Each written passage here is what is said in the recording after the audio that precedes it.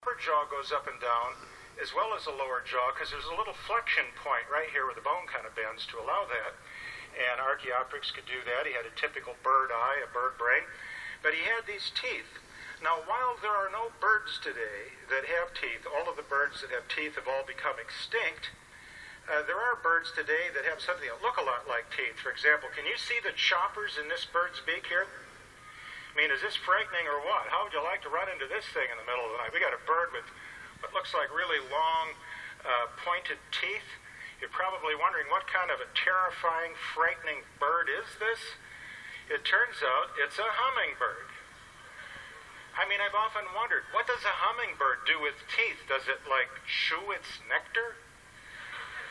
Well, we know that some hummingbirds eat insects, and that's possibly the case for this one, and I should remind you that they're really not true teeth. They're not made out of the mineral. The teeth are made out of hydroxyapatite. They're really just little horny processes of the beak, but they certainly look like teeth. Well, evolutionists, of course, are interested in how everything evolved, with the possible exception of how evolutionism itself evolved. And they believe absolutely that reptiles evolved into birds, and because they believe that, they necessarily believe that the reptilian scale evolved into the feather. That is believed with something that borders on virtual certainty. And just a few years ago in the distinguished journal Nature, there was an article in which they hired an artist to illustrate. And in evolutionary terms, if you can get an artist to illustrate it, it pretty much means it happened. And they start out with a scale over on the left that's kind of an elongated scale, and there are reptiles that have a kind of an elongated scale. There's an animal called Longisquama, for example, that has an elongated scale, but it is a scale. It's not a feather by any means. But evolutionists imagine that in the course of evolution, by a completely mindless, purposeless, and goalless process, this scale sort of became frayed, like you see in step 2, and to make all these parts, and of course it's in a sort of Lamarckian way. The frayed scale was passed on to its ancestors genetically. Don't ask me how that's possible. And then from step 2 you would go to step 3, but you can't really go from step 2 to step 3 because step 2 is just what we call simple branching, and step 3 is compound branching. And you can't really get compound branching from simple branching, but I'm not here to really explain it to you. I'm just telling you what the evolutionists say. And then from this compound branch structure, you get another level of compound branching, and then this begins to look like a feather. And so evolutionists imagine that a reptilian scale went through those steps. Well, of course, they have no evidence that it really did go through those steps, and we might ask, why would a scale do that? Why would that be selected for? And evolutionists have spent a great deal of time trying to speculate on just how and why feathers evolved from reptile scales. There are really 3 basic theories. One's called the arboreal theory, or the tree theory, and it isn't really a theory at all, since there's nothing testable about it. You could call it simply the arboreal speculation. And in this speculation, they say that the pre-bird, the proto-bird, had these long scales, and these scales maybe got a little frayed. And then this reptile crawled up into the trees. Now, don't ask me why, but he either fell out or jumped off. And when he or she did this, those reptiles having the longest and most frayed scales hit the ground less hard because these kind of caught the air on the way down. And those that had the less frayed scales, the end of that one. And then presumably those who hit the ground less hard crawled up in the tree and tried it again until one day took off and flew, complete with navigation and all of the other features that birds have. Now, I want you to know that not all evolutionists are taken in by this idea of the arboreal theory. In fact, many evolutionists have pointed out the problem with this theory is there's not the slightest shred of evidence to support it. That is a problem. So this group has come up with an alternative theory called the cursorial theory. And so in the cursorial theory, the scales, again, are long and frayed. Only in this idea, these pre-birds, or these reptiles with the frayed scales, used those scales to catch insects. So they ran around doing this. Well, being of a rather experimental bent myself, I took some styrofoam board and I cut it in the shape of the wing. And then you see the insect up here he's chasing? I took a piece of tissue paper and tied it to a thread from a rafter in my basement. And then I put on the styrofoam wings. And I snuck up on the tissue paper, and I took my wings and I did that. Do you have any idea what happened? I mean, I can't believe this. This piece of tissue paper, not a speck of life in it, and it flew away.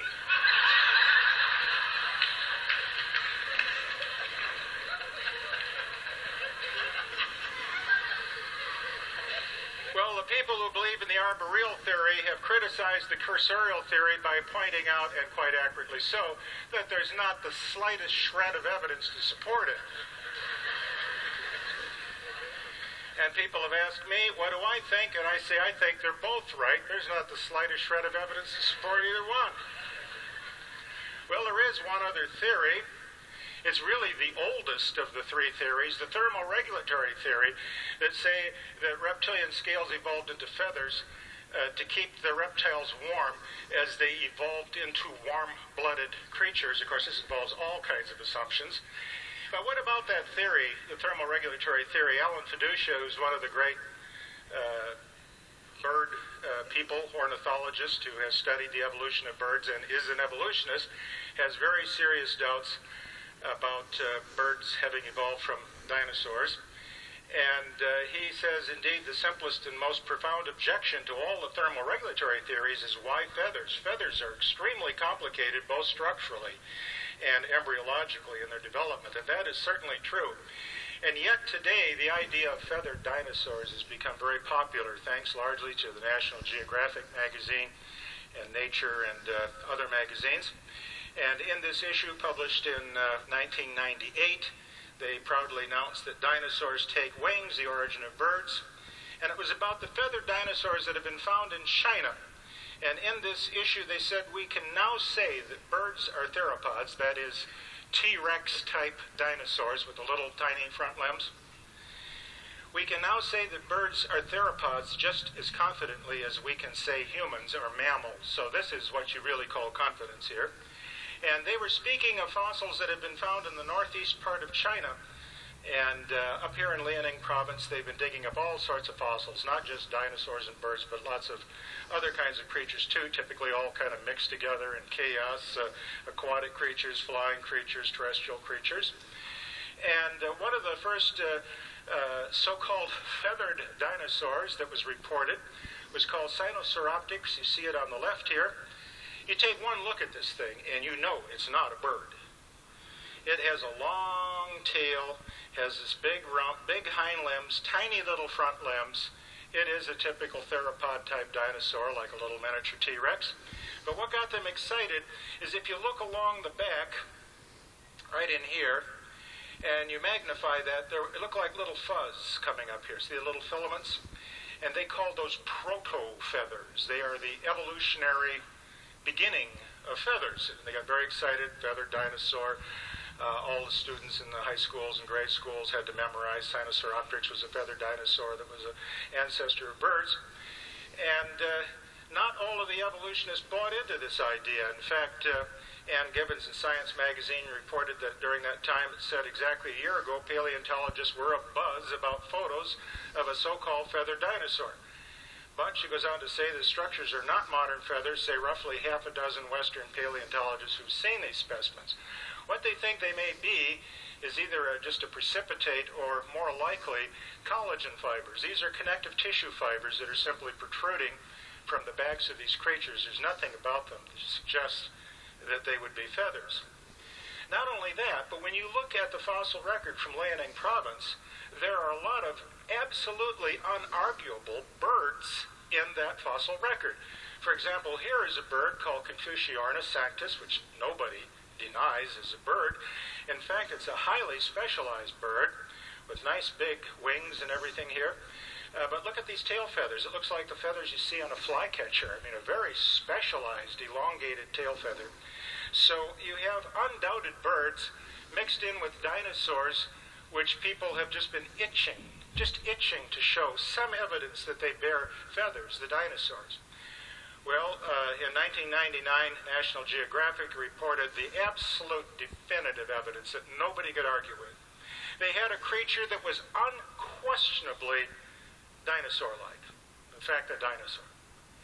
And it had unquestionably feathers. These were not just little filaments. I mean, this thing had feathers, and it looked like a dinosaur, and that pretty much put a lot of us skeptics in our place.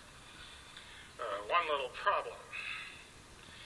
They had to report in a subsequent issue, which they stashed away in the back of the magazine and didn't make a big issue over it, that it turned out to be a hoax. It seems that the farmers in Liaoning province can make a great deal of money, even running into the millions, or tens of hundreds of thousands, by crafting together very cleverly fossils that combine together what evolutionists want to see. And they're willing to pay to get it. And some of these people are pretty clever at making these composite fossils. When they looked at this fossil under ultraviolet light, they found out that it was exactly what they saw. It was, in fact, a dinosaur. It did, in fact, have feathers, but it was a combination of a dinosaur and a bird fossil cleverly put together. The fellow who found it, Zhu Zeng, said, and I quote from that issue of National Geographic that finally took it back in very small print in the back of the magazine, "Though I do not want to believe it, Archaeoraptor appears to be composed of a dromaeosaur tail," that is a dinosaur tail, "and a bird body." Well, Storrs Olson is the curator of birds at the Smithsonian Institute, and after seeing a lot of the efforts on the part of evolutionists to insist that they had found feathered dinosaurs, and after all of the popular discussion of it in National Geographic and Nature, he put an open letter on the internet November 1st of 1999, and among other things, this letter said the following, and this man was smoking when he wrote this. This curator of birds from the Smithsonian said the idea of feathered dinosaurs and the theropod origin of birds is being actively promoted by a cadre of zealous scientists acting in concert with certain editors at Nature and National Geographic, who themselves have become outspoken and highly biased proselytizers of the faith.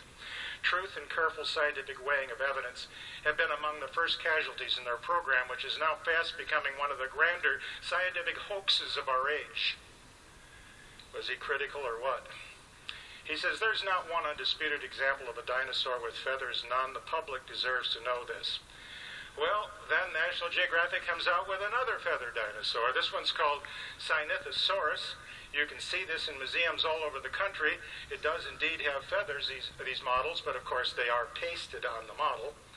And here is an animal similar to Sinithosaurus, showing you the nature of the evidence. If you look at letter A right there, and you magnify that, you see little lines that kind of crisscross, giving a kind of a herringbone pattern. And this has been interpreted as feathers on the skin of the bird.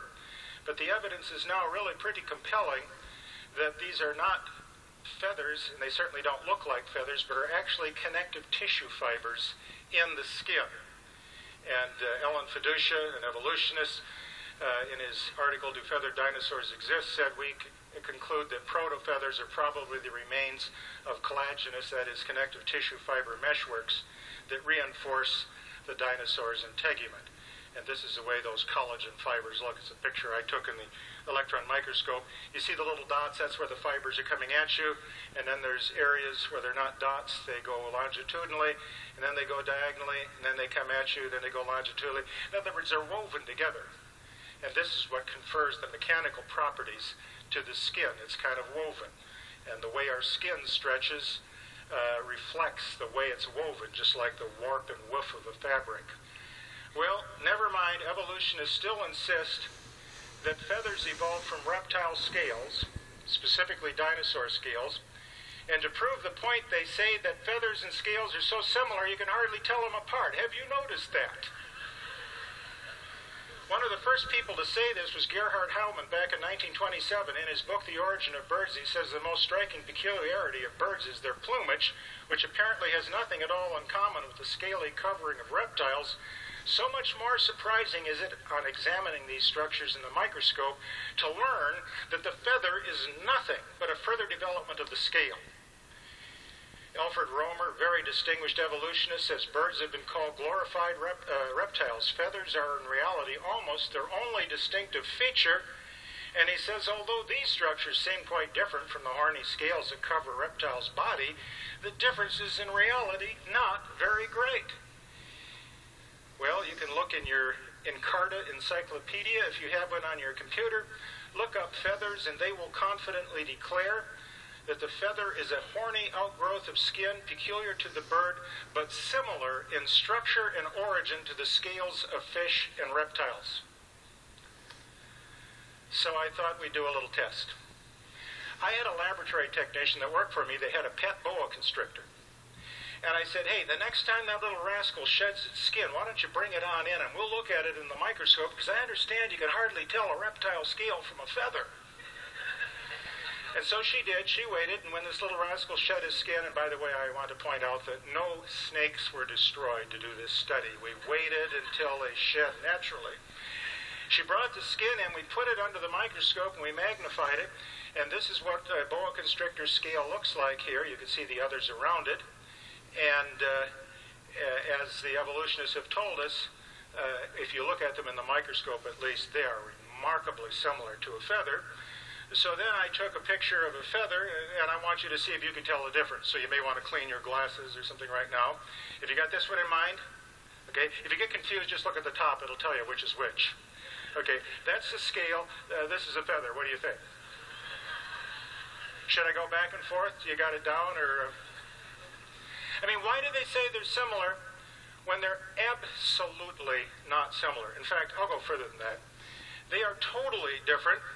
Their mature structure is dissimilar. Their function is dissimilar. Their embryological development is dissimilar. Their mechanism of growth is dissimilar. Their mechanism of replacement is dissimilar. Their chemical composition is dissimilar. And let's just look at the obvious. Scales are like folds in drapery, like drapery pleats. It's all one sheet. That's like when a reptile sheds scales. He doesn't shed them one at a time or two at a time, does he? The whole thing comes off as one sheet. In fact, reptiles typically have two layers, won't they? An outer layer and an under layer. When they shed the outer layer, then the under layer is exposed. Why do they do that, by the way? Why do they shed their skin? Because they're growing. Now, I want you to think about this. You get a box of the mail, and you're wondering what's in the box. You open up the box, you know what's in the box? A bigger box. So you shed the outer layer because the under layer is bigger. You got to think about that a while. Let's look at that boa constrictor skin. The tail's in the direction of the arrow. So to your upper right, that would be the tail. I don't know, quarter of a mile up there or something like that at this magnification. And you can see the scales are arranged in rows, sort of on the bias with the long axis of the snake. If we get a hold of the right side and flip it over like the page in a book, this is what the underside of the skin looks like. And so now the tail's in the direction to the upper left corner. And again, for those of you in the cheaper seats, let's magnify this a bit. This is where one scale just fit right underneath here. It fit right in there, so when the skin pulled off, that scale pulled right out of that pocket, like taking your hand out of a glove. And that's the way the scales are put together, is one continuous sheet. Now, feathers are completely different. Feathers grow out of follicles, just like hair. Hair grows out of a hair follicle. Feathers grow out of a feather follicle. But I'm here to tell you there's no such thing as a scale follicle. Now, what is a follicle as it relates to feathers and hair? It's a tube-like depression in the skin. You see it here. Goes down deep in the skin. All of the growth occurs in the bottom in what's called a growth collar. The feather grows out sort of looking like a thick hair. And when it comes out of to the surface of the skin, it all unfolds to make the feather. This is the way the feather follicle looks down in the skin. All of the growth is occurring here, and the feather is alive at this point, but as it makes all of its parts, it dies. It goes through a programmed cell death so that the feather that emerges from the skin is completely dead. This is how it all develops. Inside the shell here, we have what we call a pin feather. If you peel this shell away, you can see that this is the growth region at the bottom. The shaft goes up along the backside there, and then the barbs grow off this growth ring, and those little barbs get longer and longer. They grow from each side and meet at the other side.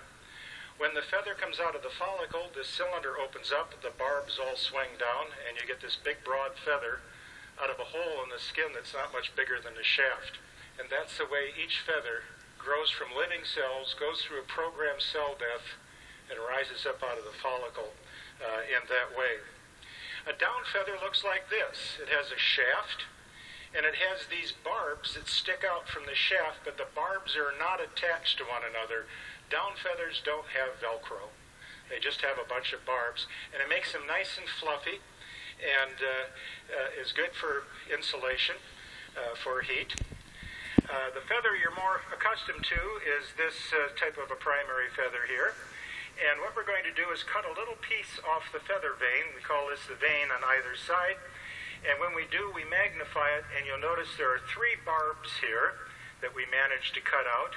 And each of those barbs have little barbs, almost making it look like it's a little miniature feather. And they are called barbules. In fact, let's just look at a typical feather. A typical feather has one shaft, or rachis. Does that make sense? One shaft up the center. A typical feather has 2 veins. That is on either side of the shaft, or rachis is a vein. Okay, one over here, one over here.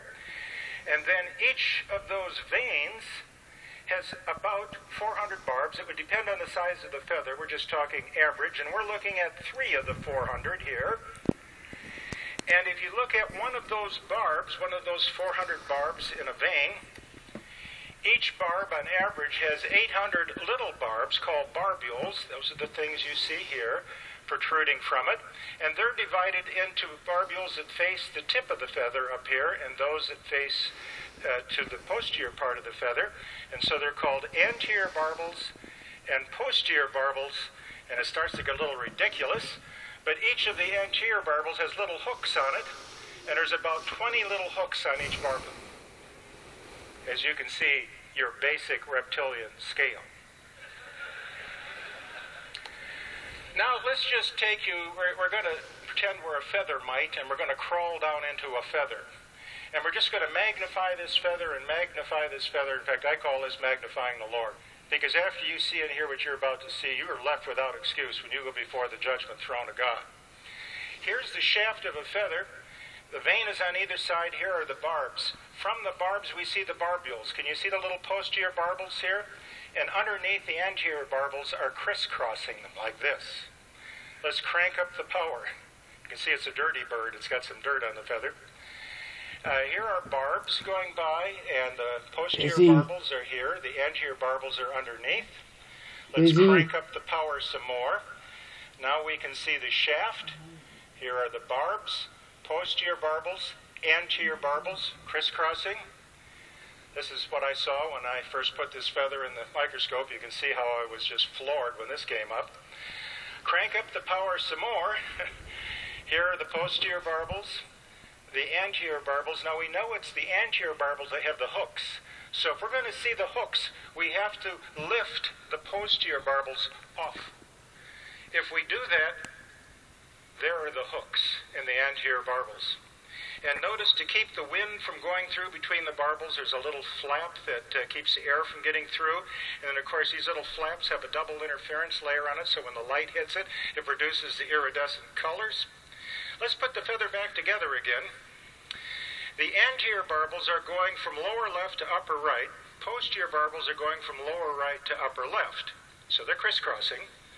And this is that little Velcro mechanism I was talking about, only this is God's Velcro. It makes man's Velcro look like junk. Here are the little hooks. Can you see the hook here? On the posterior barbel, you have a little ridge. Think of like a celery stick. They have a little groove going down them. And the idea is the hook of the anterior barbel has to grip the lip on this ridge. Of course, the hooks are back here, and the ridge is over here. Can you see that? They're apart. So to get the hook to grasp the ridge, you have to have a hinge on each of these little millions and millions of little hooks per bird, per feather. So that allows the hook to go over and grab the ledge. But of course, the radius of curvature of the hook must precisely match the radius of curvature of the lip for it to hang on to it. If the hook's too big or too small, it's not going to work.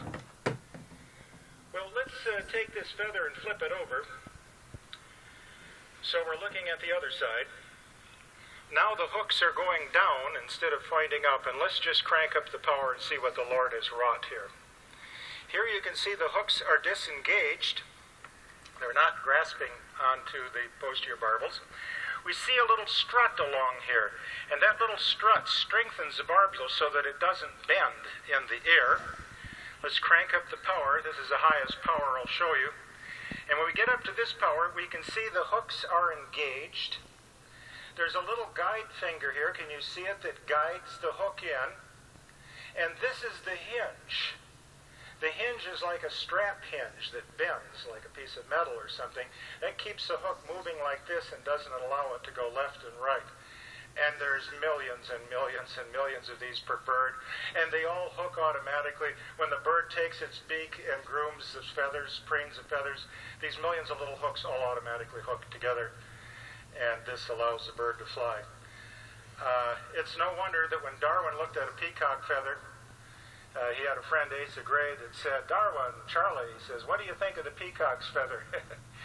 And Charlie wrote a letter back to his friend saying, "The sight of a peacock's tail when I gaze at it makes me sick."